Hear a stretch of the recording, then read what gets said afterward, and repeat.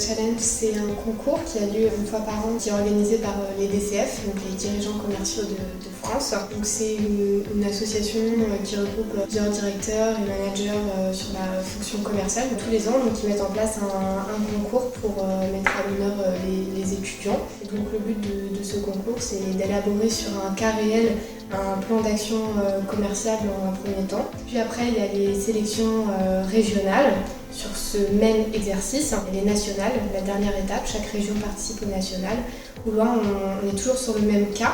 Donc cette année c'était Puma et on doit élaborer un autre travail, donc en deux parties, un plan de référencement dans un premier temps, puis un entretien réel avec un client pour Puma.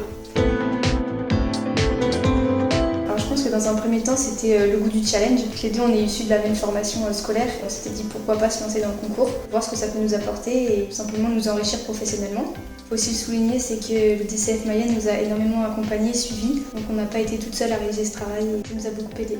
Alors en fait, moi je venais d'arriver au sein des DCF de la Mayenne quand est arrivée la période de sélectionner des jeunes qui participeraient à ce concours. Julie et Eva étaient partantes. Après, j'ai la double casquette parce que je suis membre DCF et formatrice au sein de la CCI, du campus CCI de la Mayenne. Donc ça a été naturel en fait de les accompagner dans ce parcours. Pour la première partie, donc pour les départementales, au début du concours, on avait un cas fictif qui était sur Puma. En fait, Puma a lancé une nouvelle gamme de chaussures running et on devait élaborer tout un plan d'action commercial pour comment et de quelle méthode, de quelle façon on allait aller chercher des parts de marché face à des concurrents sur le running qui sont déjà bien implantés, justement avec cette nouvelle collection running que Puma venait de lancer. Ça, c'était vraiment l'entièreté du projet jusqu'au régional. Dès qu'elles ont confirmé qu'elles étaient partantes, on a pris nos agendas et on a calé les rendez-vous pour se voir, avancer sur le projet et discuter. Et ça a été un bonheur parce qu'elles ont très vite compris et sorti toutes leurs capacités, leurs compétences commerciales pour accéder à ça. Alors, je dirais dans un premier temps déjà un travail personnel et également en duo.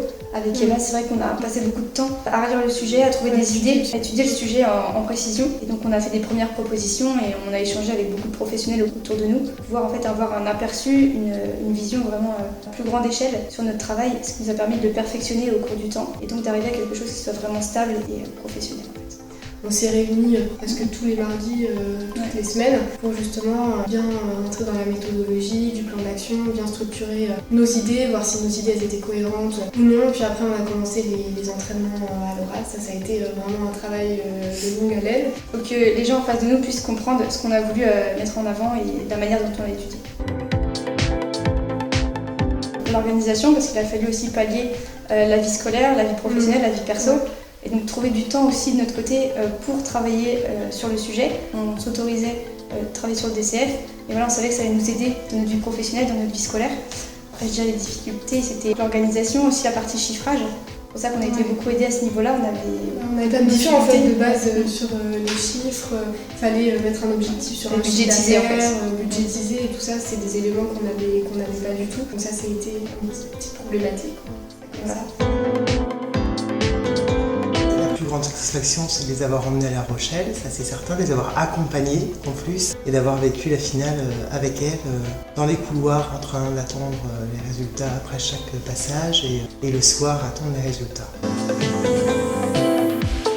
On a pu échanger avec énormément de professionnels, donc déjà sur ce plan-là on peut échanger, donc on a une certaine confiance déjà, une certaine sérénité, on a une façon de parler aussi qui est peut-être plus approfondie. Beaucoup de nous qui souhaitons trouver un travail pour, à la suite de notre bachelor, c'est vrai que ça aide, on a des contacts en plus, on apprend aussi d'autres entreprises qui existent en Mayenne ou même aux alentours, vraiment ça nous apporte du réseau, ça c'est clair.